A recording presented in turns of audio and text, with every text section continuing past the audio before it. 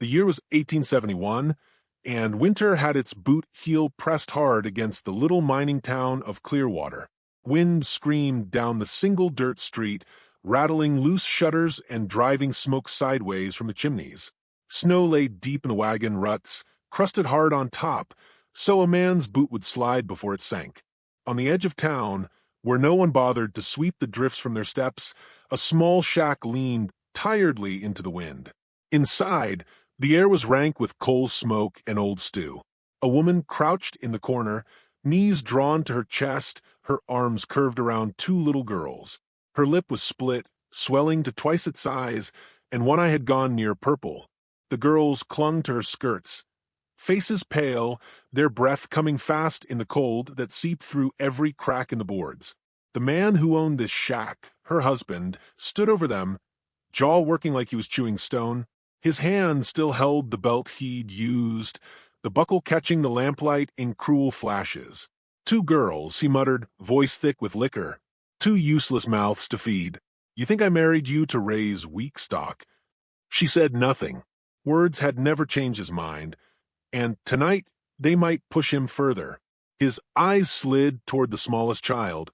The woman's arms tightened around her daughters. He spat on the floor, shoved the belt into his waistband, and jerked the door open. "Freeze for all I care," he said, stepping out into the storm. The wind blew the door wide, and the cold poured in like water over a broken dam. For a moment, there was only the sound of the girl's soft whimpering and the rattle of the oil lamp's glass. Then through the whine of the wind came another sound, steady, heavy, deliberate. Hoofbeats. The woman's head lifted, fear sparking in her good eye. She knew her husband's gait on horseback. This was slower, measured, each step deliberate as if the rider could see in the dark. A shadow took shape in the doorway, blotting out the swirling white. A man stepped inside without knocking.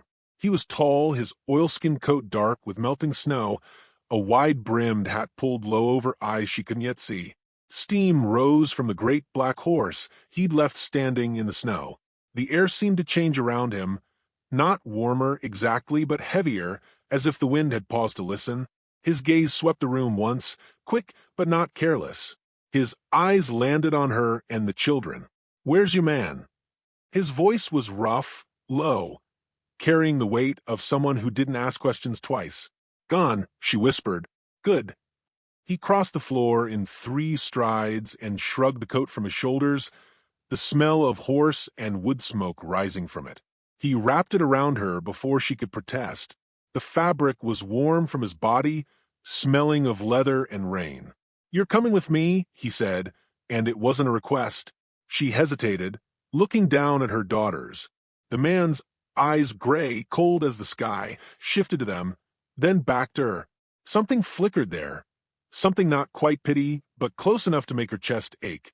They left the shack behind without a backward glance. The black horse stood waiting, breath steaming in the frigid air. He lifted the smaller girl into the saddle first, then the other, then offered his hand.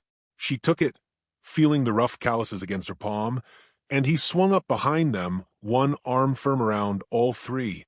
They rode through the storm, snow whipping past. The world narrowed to the rhythm of hooves and the creak of leather. She kept her head down, eyes on her daughter's small faces, but her mind churned with questions. Who was this man? Why had he stopped? What did he want? He said nothing until the shapes of buildings disappeared and the open plain swallowed them. "Name's Eli," he said at last, voice nearly lost to the wind. "Got a place west, 2 days' ride from town. You'll be safe there." Safe. The word felt strange in her ears, like it belonged to another life. By the time they reached his ranch, the sky was black and the moon a pale ghost behind thin clouds. The house stood solid against the wind, its windows spilling gold light onto the snow. He swung down, lifted the girls to the ground, then turned to her. She stood shivering, the coat wrapped tight, but she didn't move toward the door. The thought of stepping inside a stranger's home made her chest tighten. Eli's voice cut through the wind. "You step inside, you and those girls live. You stay out here, you die. Your choice." She looked past him into the warm light, then down at her daughters. Their eyes were wide, cheeks raw from the cold. The decision was made before she even took the first step.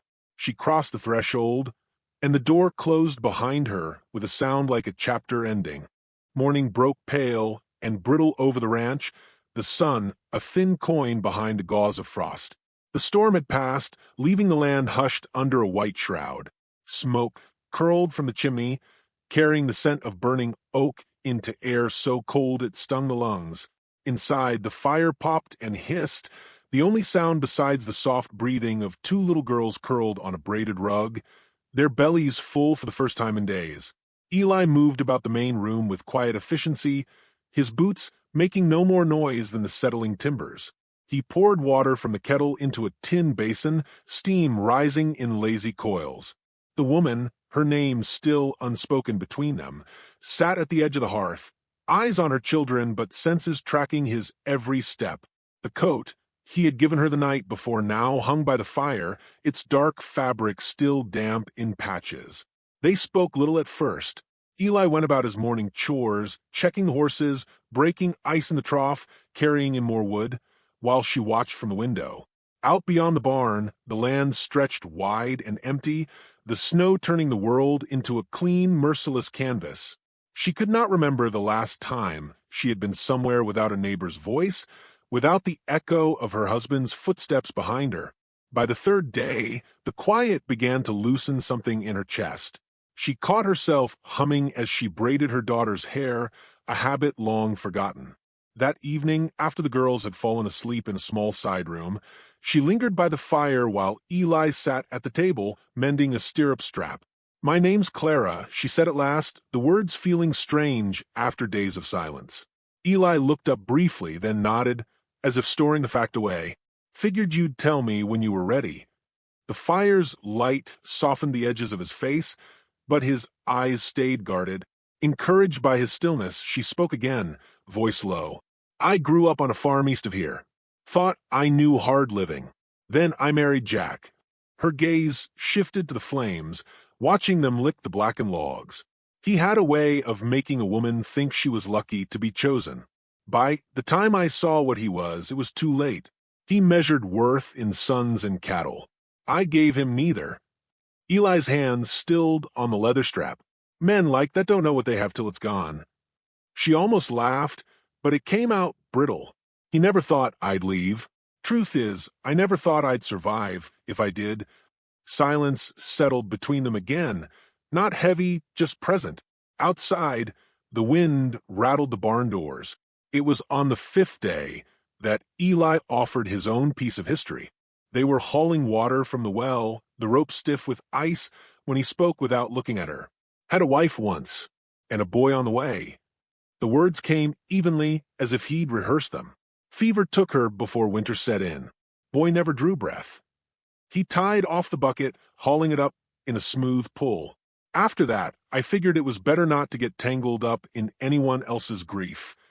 Clara studied him, seeing not just the lines the wind had carved into his face, but the shadows time had left behind.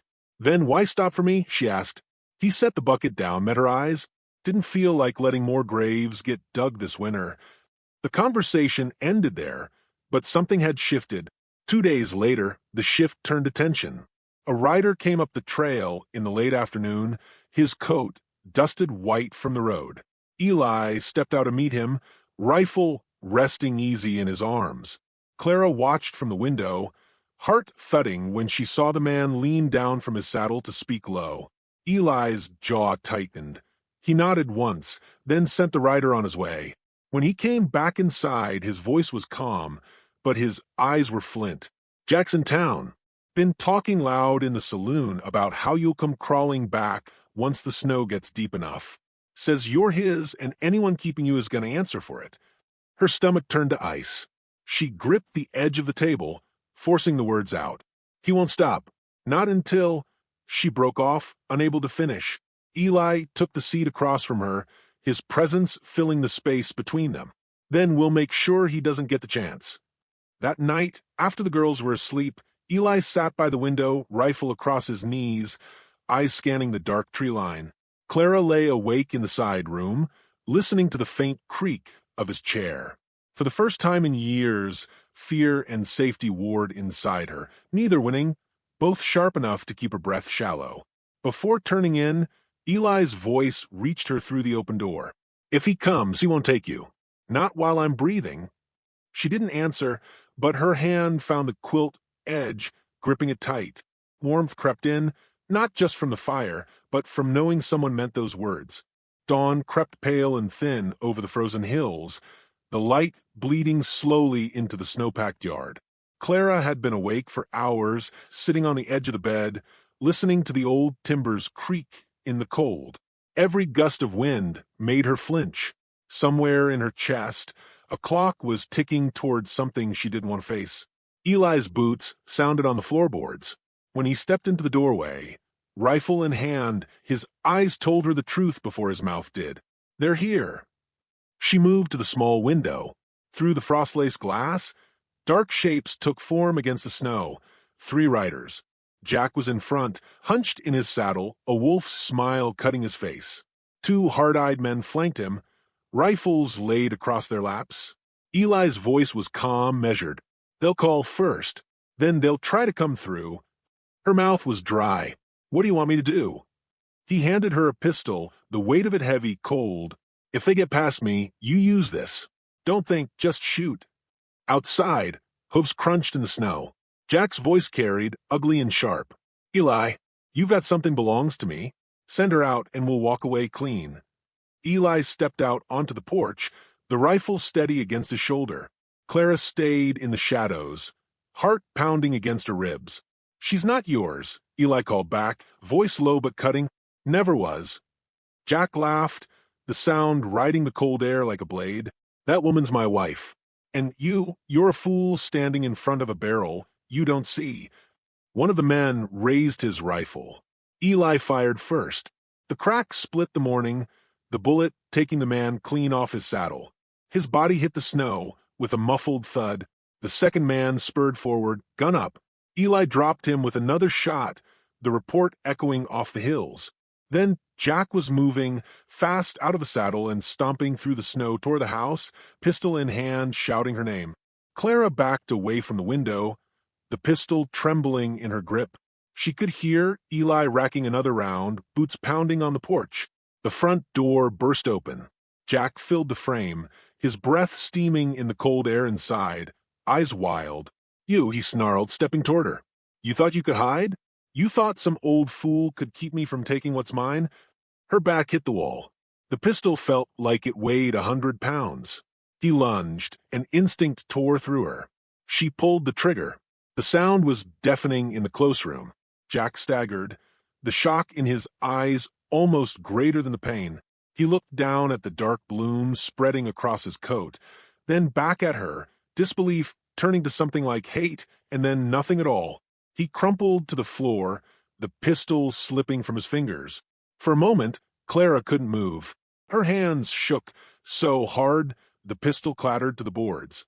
She looked over at her daughters, who stood frozen in the doorway to the side room. Eyes wide, faces pale, Eli stepped in from the porch, rifle still in hand. His gaze swept the room, took in the bodies, then settled on her. He didn't speak, just crossed to where she stood, and gently took the pistol from the floor. Outside, the snow was marked with the dark sprawl of the fallen men. Eli worked without ceremony, dragging the bodies one by one to the edge of the property. Clara joined him, silent, her skirts catching the wind. Together they dug shallow graves in the frozen earth, the shovels biting hard into the ground. The work was brutal, the cold unrelenting, but neither complained. By the time the last mound of earth was patted down, the sun was sinking low, painting the snow with streaks of blood-red light. Inside, the fire had burned low. The girls huddled close to it, their eyes following every movement. Clara shed her cloak, hanging it by the hearth. Eli poured 2 tin cups of coffee and handed one to her. "You and those girls," he said quietly, "you've got a place here, if you want it." She met his gaze, the weariness in her bones tempered by something steadier, something like resolve.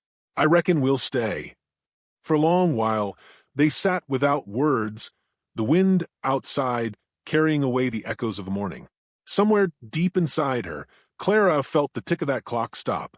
She had made her choice.